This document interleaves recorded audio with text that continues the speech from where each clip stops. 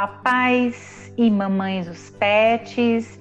Eu sou Juliana Trigo, médica veterinária da Ouro Fino Pet. Estamos aqui de novo no nosso Ouro Fino Pet Cast, onde nosso propósito é promover a longevidade e bem-estar dos nossos pets.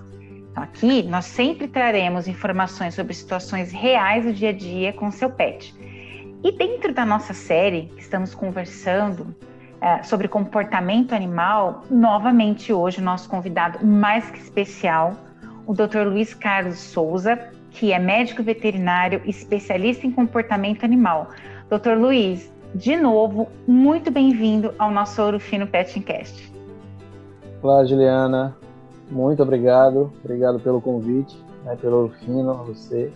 É sempre um prazer estar aqui, a gente falando sobre alguma coisa sobre comportamento. Para mim é bem enriquecedor, bem prazeroso estar aqui com vocês. Para todos nós, no programa anterior a gente não queria acabar o assunto de tão interessante que estava. E hoje não vai ser diferente. Você acredita que o pet pode absorver os problemas psicológicos do seu dono, do seu tutor, do seu proprietário? Então, é uma questão assim que é muito debatida, é muito discutido, né? Alguns dizem que sim, outros dizem que não, mas a gente precisa avaliar essa afirmação, eu acho que de uma forma mais científica possível, né? A gente precisa encontrar aí, dentro do que eu penso, do que eu vejo, do que eu observo, cientificamente. A gente sabe que os animais, eles são seres sencientes, né? Eles têm, sim, sentimentos, emoções, e muito disso vai margear aí do que eles vão expressar dentro do seu comportamento. Mas a gente precisa tomar muito cuidado com algumas afirmações como: meu cão é ciumento, né? Então, quais são essas... A ciência não conseguiu provar ainda o ciúme. Olha só. Uhum. Então a gente sabe que os animais, eles têm comportamentos, eles podem ter comportamentos possessivos, sim, de posse, mas não de ciúme, que vem muito mais de uma... eu não sou especialista nessa questão assim, de falar sobre tudo isso, mas o que a gente vê, e a grande questão é que os ensaios não conseguem mostrar que esse animal ele consiga fazer essa projeção de ciúme. E uma coisa que eu estava conversando com uma cliente outro dia foi: se o cão realmente ele fosse ciumento, seria muito mais difícil a gente fazer os exercícios em que a gente trabalha essa questão da posse, né? Então, quando a gente fala da posse de recurso em relação à pessoa, é porque essa pessoa ela pode ser algum recurso para aquele animal, de carinho, de atenção, do que for, e ele vai fazer a posse daquilo ali. Então, assim, eu estava fazendo uma consultoria de uma cadela em que a dona dizia: ela é ciumenta com outros cães. E quando eu estou passeando com ela e outro cão chega perto de mim e eu vou fazer carinho, ela avança. Eu falei: você já tentou fazer carinho nela também? Aí ela: vou tentar. É isso aí. Na hora que chegar outra cadela, antes de você fazer carinho na outra cadela, você faz nela e faz na outra. E a cadela começou a aceitar. Então, assim, o comportamento de posse é um comportamento que vem muito do que está escasso naquele ambiente. Eu vou ter posse, eu vou defender o que nem todo mundo tem. A gente usou no primeiro episódio o exemplo da maleta de $1 milhão. Se você tiver uma maleta de $1 milhão e eu tentar tomar de você, você vai usar de todos os recursos que me afastam daquilo. Mas se eu pegar uma maleta de $2 milhões e pedir essa de $1 milhão e a gente negociar, esse comportamento possessivo, pelo menos daquela maleta de $1 milhão, ela vai embora.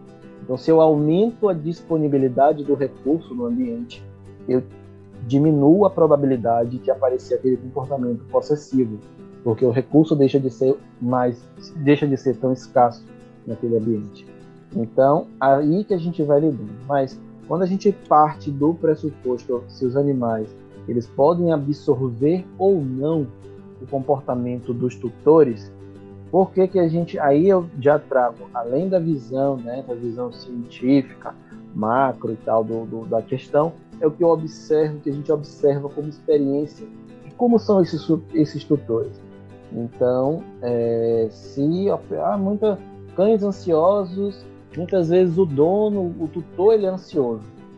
Uma coisa que a gente observa muito e a gente tem que trabalhar é como esse tutor se comunica com esse cão, como é o ambiente. Eu entendi. Então não é porque o proprietário é ansioso que o cão é ansioso também, mas é como esse proprietário trata o seu animal, certo? Isso, e como é o meio em que ele está inserido. Então, assim, às vezes a pessoa ela é ansiosa, mas ela vive num local que é insalubre, que é barulhento, que é estressante, todo mundo da casa só vive brigando, tem uma comunicação conflituosa, só vive gritando, as pessoas se tratam mal, e as pessoas vão ter o mesmo padrão de comunicação com o cachorro. Então, olha só, animal... muito interessante isso, com certeza. Se uma pessoa ela briga o tempo inteiro com alguém da família, com certeza ela vai brigar o tempo inteiro com o cão também. Então, e com o cão muito mais, porque durante todo Infelizmente. o tempo... a maioria das pessoas elas brigam muito mais com o cachorro, porque na cabeça da maioria das pessoas, a cabeça, né, das pessoas em geral, é muito mais. A gente aprendeu que educar, os métodos de educação nosso, humano, eles têm evoluído, né? Mas a gente aprendeu que educar é dizer muito mais não do que sim.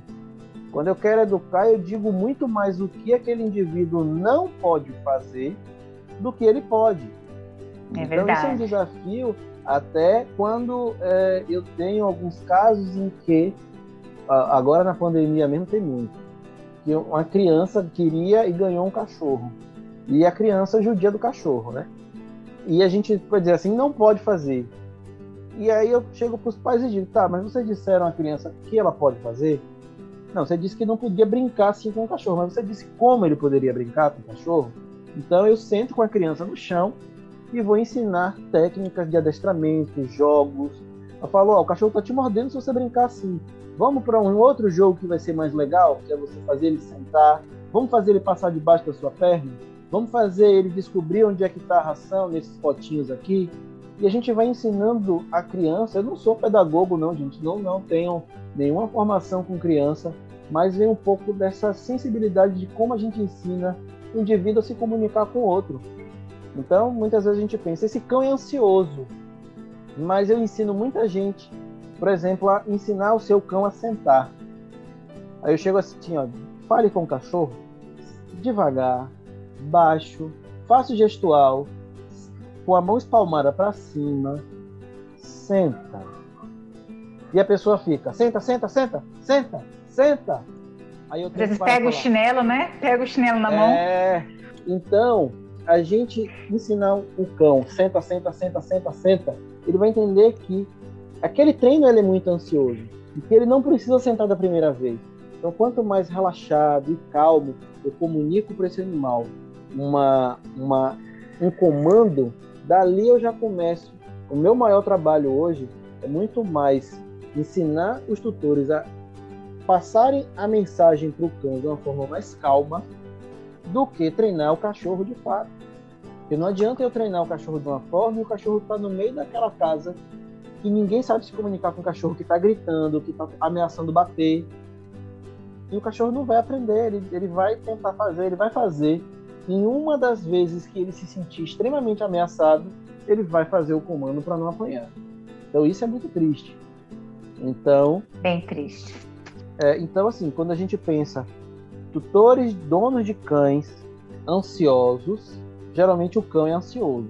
Então, vamos pensar como um time, né? O resultado do time, eu acredito muito nisso, que é o resultado do treinador. Se o Bernardinho, treinador de vôlei, tivesse o tempo todo só sentado durante o jogo dizendo saca, recepciona, entra você, sai o fulano, o Brasil não seria esse sucesso que é no vôlei. Mas ele precisa colocar energia naquilo ali.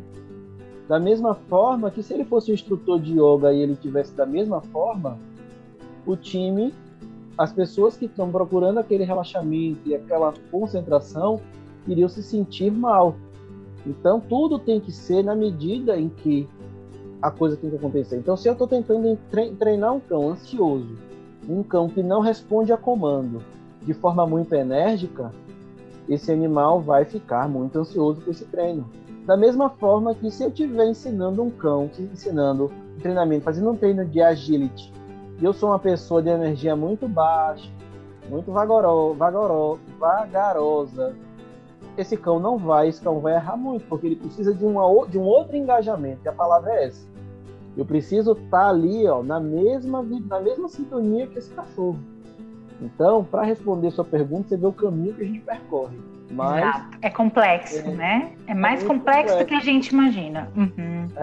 Então, assim, se a gente for pensar agora pelo lado da neurociência, né? Do que está envolvido no nível dos neurotransmissores. Por que o estresse, por que essa pessoa ansiosa, estressada, geralmente vai ter esse cão ansioso? Porque ela já se comunica com esse cão, ela torna o ambiente desse cão estressante, e esse cão já tem um padrão já de neurotransmissão já muito definido, né? Ele tem ali muito neurotransmissor excitatório sendo produzido o tempo inteiro. Ele tem a região de amígdala muito sensibilizada. Então a gente pensa nesse cachorro como um cachorro que está com o copo sempre cheio. Qualquer gota vai transbordar. Então... E, doutor Luiz, dentro da sua experiência, você lembra de algum caso que te chocou até, em que você foi atender e aí você descobriu que o animal ele tinha um problema sério de comportamento por conta da forma em que o proprietário tratava esse animal, e às vezes nem de uma forma assim, como que eu diria, proposital, né? Isso que pode acontecer, às vezes a pessoa acha que está acertando e está errando. Então, algumas vezes, né? E é o que acontece demais.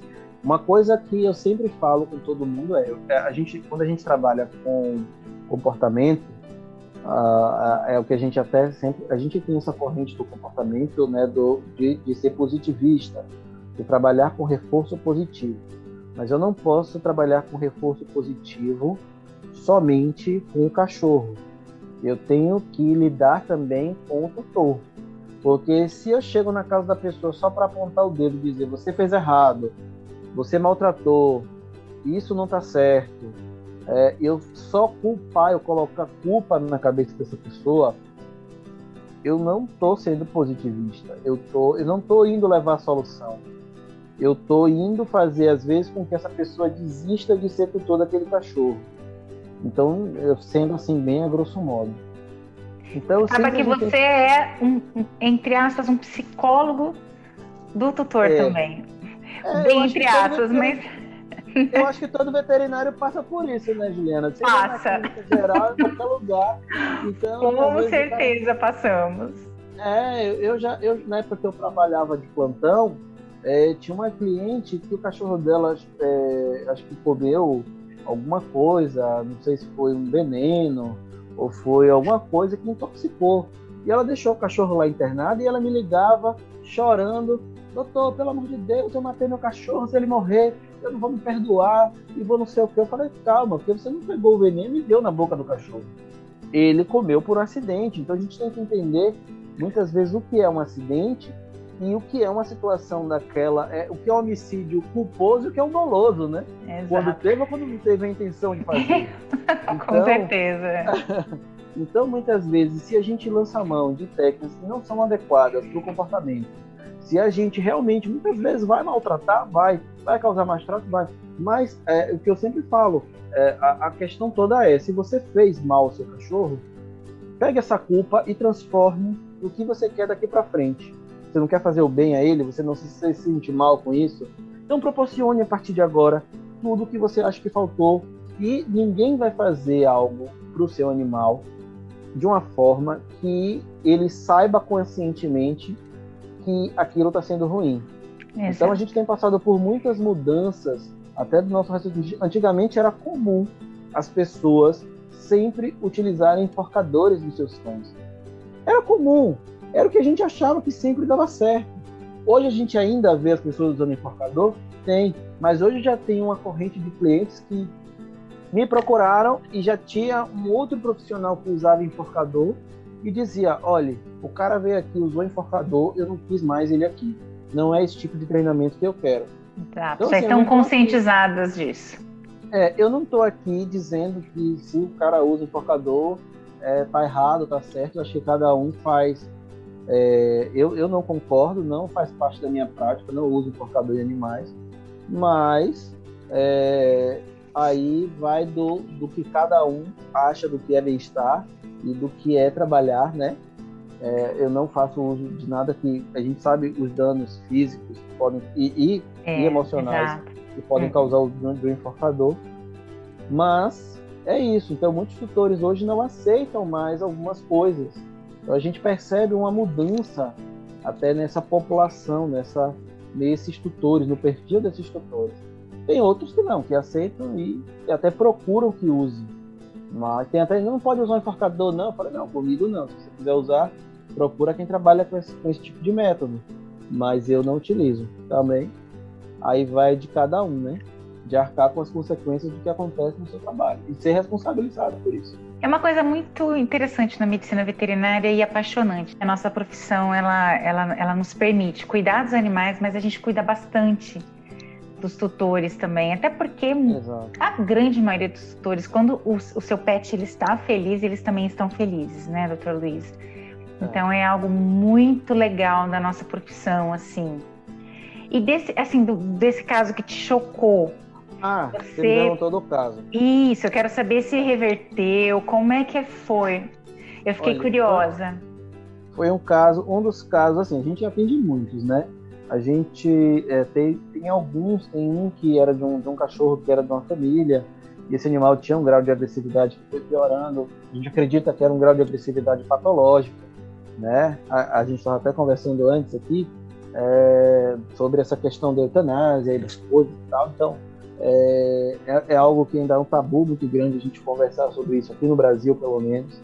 Mas era um caso de um animal que tinha passado por outro colega veterinário e prescreveu uma medicação. A medicação teve um efeito adverso, né, nesse animal, e acabou que foi lá para fazer o atendimento, para fazer a readequação dessa medicação, e esse animal ele não pôde continuar com a família porque realmente esse cachorro ele ameaçava a segurança das pessoas, e foi um outro colega veterinário lá que resgatou esse animal e deu e ficou com esse animal, se responsabilizou, e depois eu não soube direito do que aconteceu.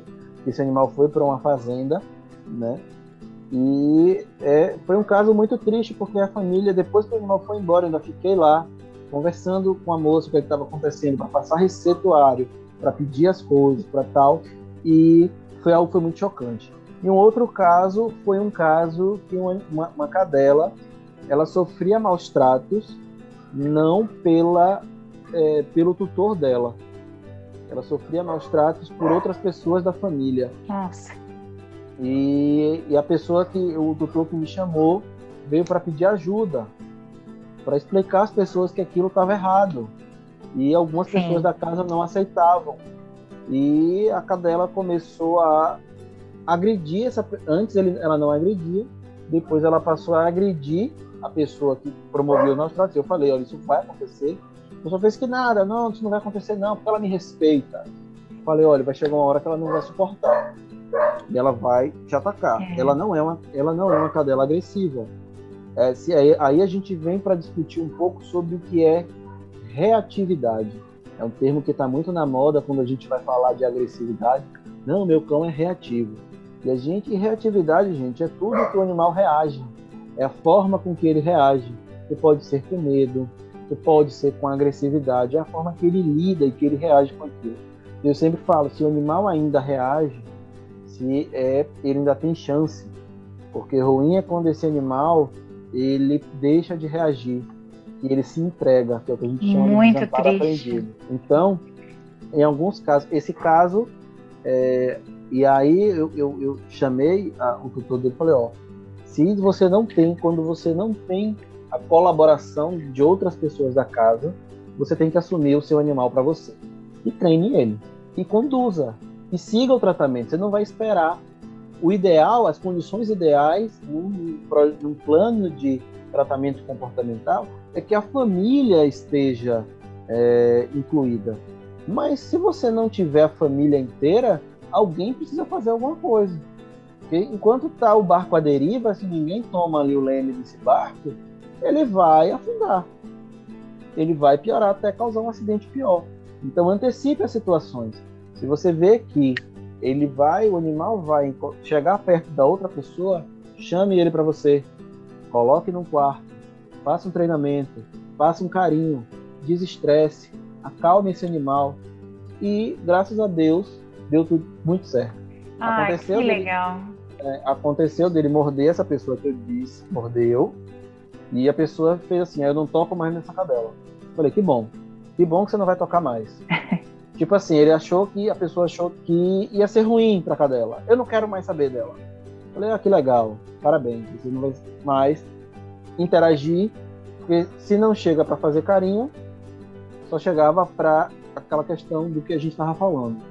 Da maioria das pessoas que acha que educar um animal e educar, de forma geral, é dizer não. Mas não sabe dizer o que é que o animal pode fazer. Então isso vem muito de um adestramento, uma mentalidade antiga, em que se dizia para o cachorro, não lata. E o cachorro não devia latir. Em vez de entender por que o cachorro está latindo. Ele está latindo porque ele está incomodado. Então eu vou tirar ele daqui, eu vou acalmar ele, eu vou fazer o quê? A gente tem que começar a observar os comportamentos que os animais apresentam como sinais clínicos. Exatamente. Por que meu cachorro está tremendo? É um sinal clínico comportamental de medo. Então o que eu posso fazer aqui? Qual o plano B, A, B, C e D para eu manejar esse medo? Eu posso usar um ansiolítico, eu posso chegar perto do meu cachorro e acalmar ele, eu posso expor ele gradualmente àquela situação, eu posso usar um feromônio, eu posso comunicar às pessoas que não toquem nele naquele momento que ele está com medo, que é uma coisa que a gente se esquiva porque a gente fica com vergonha. A gente não diz assim na rua, não chegue perto porque ele tem medo. As pessoas veem, ele morde, diga, morde. Pronto, morde. Exato. Exatamente, o bem-estar do animal é o que mais importa nesse momento. Mas e aí essa pessoa, ela entendeu? Você conseguiu conversar com esse tutor e... o tutor sim, mas a outra pessoa eu não tive mais contato. Sim. Não sei.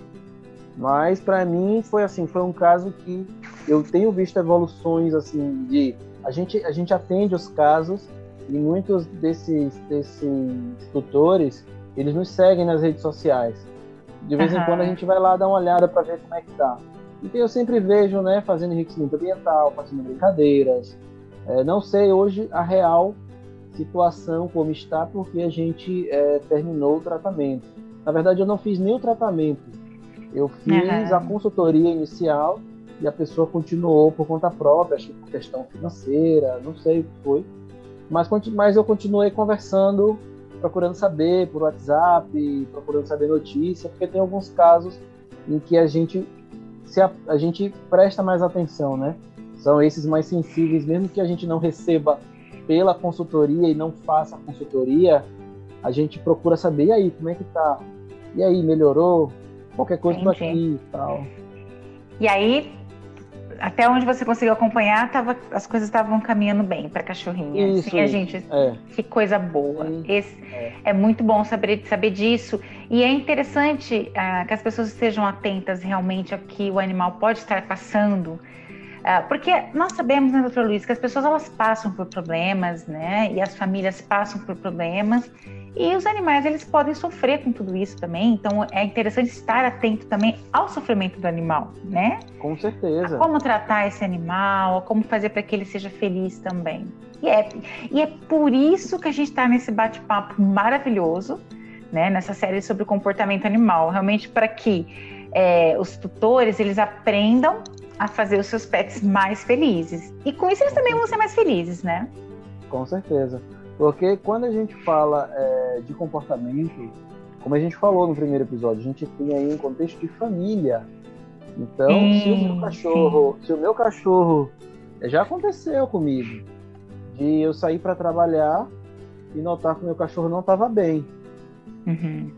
E vi ele tossindo e tal, achei, poxa, será que é tosse dos canis? Mas não, ele é vacinado e tal. E fui trabalhar e fiquei com isso na cabeça. Aí eu ia passar para ir para outro cliente, peguei, liguei pro cliente, falei, vou me atrasar. Passei em casa, do nada, assim, passei em casa, vim olhar ele. Aí perguntei à minha mãe como é que ele tava, ele falou, não, ele tá bem. Quando foi na hora, ele tossiu de novo, eu enfiei o dedo na garganta. Quando eu fui olhar, tinha uma agulha atravessada. Olha! E se você não volta para tá verificando, né? Aí eu sei que nesse dia eu desmarquei todo mundo. Então, mexeu com a minha rotina. Meu pai, de onde estava, quando eu liguei, falei que estava, meu pai veio para casa. Minha mãe ficou em casa, na época minha mãe infelizmente não está mais entre nós, mas na época estava fazendo tratamento e fiquei preocupado com ela. Então, mexeu com toda a estrutura da casa. Então, quando a gente vai atender um caso de comportamento, eu atendo, às vezes, Juliana, pessoas que estão à beira da separação. E aquele comportamento que o animal está apresentando está interferindo na saúde do relacionamento de um casal. Que está interferindo na forma com que o filho dela brinca com o cachorro. Né? Então, é algo que é muito... E a gente tem que ter muita responsabilidade com o que a gente recomenda. Então, se eu recomendo algo que pode levar aquele animal a uma situação de maus tratos pelo resultado do adestramento, do treinamento, então eu tenho que ficar de olho nisso. Eu vou ensinar uma pessoa a botar medo no seu cachorro, usar garrafinha com moeda, com feijão, para inibir um comportamento, eu posso estar estimulando um comportamento de medo. Se eu ensino essa pessoa a utilizar um borrifador de água direto na cara do cachorro, o cachorro fica com medo. Tem muita gente, quando eu pego esse spray, ele já corre. Mas o que eu quero não é isso. O que eu quero é que quando você pega esse spray, ele não tenha medo, porque você pode utilizar esse spray um dia para fazer um tratamento de saúde para esse cachorro. Então, muita gente certeza. Fala, né? Nossa, então, eu trabalho justamente o contrário. É muito interessante. E a gente tem, né, a Ouro Fino, a gente tem levantado muito essa questão da posse responsável. Né? A partir do momento em que você adquire realmente um pet, trazê-lo para a família. Exatamente o que o Dr. Luiz está comentando. Né? Ele é sua família. Então, ele merece a devida atenção. Né? Por exemplo, o Dr. Luiz parou tudo que estava fazendo no dia, certo, Dr. Luiz, e foi socorrer o cachorro. E se não tivesse socorrido, poderia ter acontecido algo muito grave, até o animalzinho ter morrido. A questão da posse responsável é muito interessante. E olha, gente, a gente ficaria aqui não sei quantas mais horas falando sobre esse assunto, Dr. Luiz. E essa questão de escolher um profissional que lida com isso, né, com comportamento, com adestramento, um profissional sério, é muito importante, pessoal. É de suma importância para que, ao invés desse animal melhorar, ele não piore, porque muitas vezes, dependendo do profissional escolhido, você não vai ver melhora, você vai ver piora. Então, busca um profissional sério, um profissional que realmente seja especialista nesse assunto. E aí, Dr. Luiz, por isso que eu quero te pedir para você deixar os seus contatos, porque com essa bagagem toda, com todo esse conhecimento, com certeza, eu admiro muito o seu trabalho e eu vejo que você pode ajudar muitos animais ainda. Daí para frente, obrigado. Tem muitos animais que você pode ajudar por conta de toda essa sua experiência. Obrigado, Juliana. É assim, né? Aquilo que a gente sempre fala realmente a gente trabalha nisso porque gosta. Outros colegas, algumas pessoas que não trabalham com comportamento, às vezes vai assistir uma consulta e não tem paciência para ficar ali, porque é muita coisa que a gente analisa. A consulta comportamental ela começa na hora que o cliente entra em contato com a gente e marca o atendimento, responde o questionário, a gente analisa. E é realmente esse contexto de bem-estar. E isso que você falou aí é de extrema importância, gente. Evite aquela questão de tem um adestrador aqui que é para adestrar o meu cachorro. Modificação de comportamento ou ensinar comportamentos ao animal não é só adestramento. O adestramento é uma técnica maravilhosa, se for bem feita, bem utilizada, é uma ferramenta muito útil no processo, mas não é só isso. Tá? Então tem muita coisa nesse meio do caminho aí. Veja como esse profissional ele lida com o seu cachorro.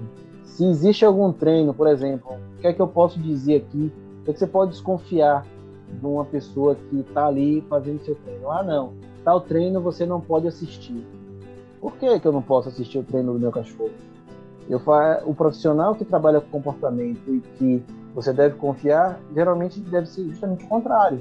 E eu trabalho de uma forma que, se o tutor não estiver comigo na hora da sessão, para ele receber as informações, eu não faço a sessão, eu vou embora, eu remarco.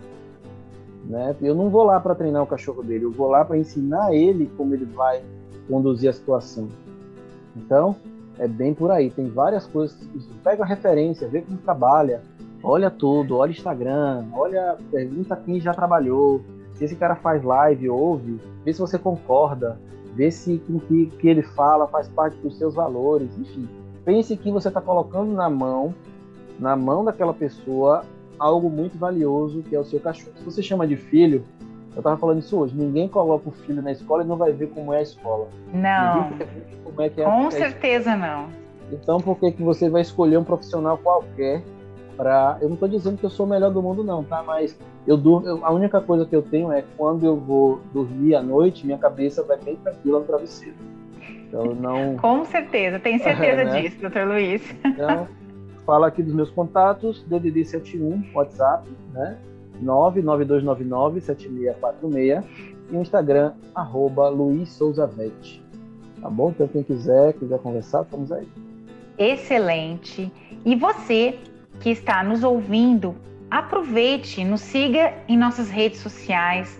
Os nossos perfis no Instagram são @ourofinopet, é o mesmo endereço para o Facebook e para o TikTok. Lá você vai encontrar assuntos extremamente interessantes sobre raças, bem-estar, saúde e etc. Ok, pessoal? Então, nós nos encontramos no nosso próximo Ouro Fino Petcast.